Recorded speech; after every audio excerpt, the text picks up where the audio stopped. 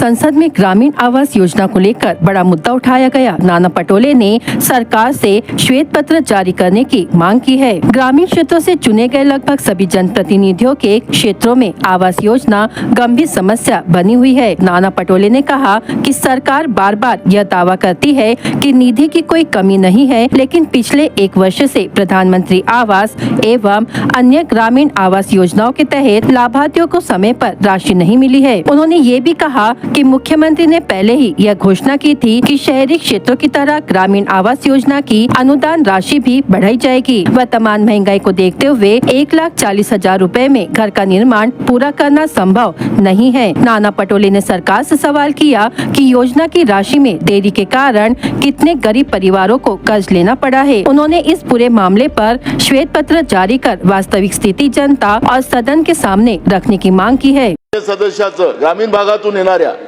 अध्यक्ष महाराज तो विषय अध्यक्ष महाराज घरकुलाचा मंत्री महोदय सांगतात की पैशाची कमी नाही आहे, पैशाची कमी नाही असं मंत्री महोदय सांगतात। अध्यक्ष महाराज 1 वर्षापासून पैसे मिळाले नाही घरकुलाचे। अध्यक्ष महाराज एक उत्तर झालं याचं नाही ना अध्यक्ष झालं याचं उत्तर त्यांनी स्वतः ऐकलंय। त्यांनी सांगितलं अध्यक्ष महाराज की पैसे कमी नाहीये पण पैसे मिळाले नाहीत ना अध्यक्ष महाराज। या सभागृहातल्या कुठल्याही सदस्याला विचारा अध्यक्ष महाराज। त्याप्रमाणे आणि माननीय मुख्यमंत्र्यांनी सांगितलं होतं अध्यक्ष महाराज, माननीय मुख्यमंत्री महोदयांनी सांगितलं होतं की जसं शहरी भागामध्ये आम्ही 2.5 लाख रुपये देतो त्याप्रमाणे ग्रामीण भागामध्ये सुद्धा पैसे वाढवून देऊ अशा पद्धतीची भूमिका मांडली होती अध्यक्ष महाराज। 1,40,000 रुपयामध्ये घरकुलं होतच नाही अध्यक्ष महाराज।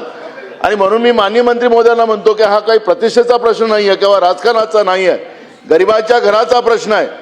आणि म्हणून याला राजकीय आम्ही इतके बांधले तितके बांधल्यापेक्षा आम्ही किती गरिबांना कर्जबाजारी केलं या प्रकरणामध्ये, या घरकुलाच्या याच्यामध्ये त्याचा आता तुम्ही विचारा ना सगळ्यांना। सुधीर भाऊ ठीक आहे मंत्री महोदय।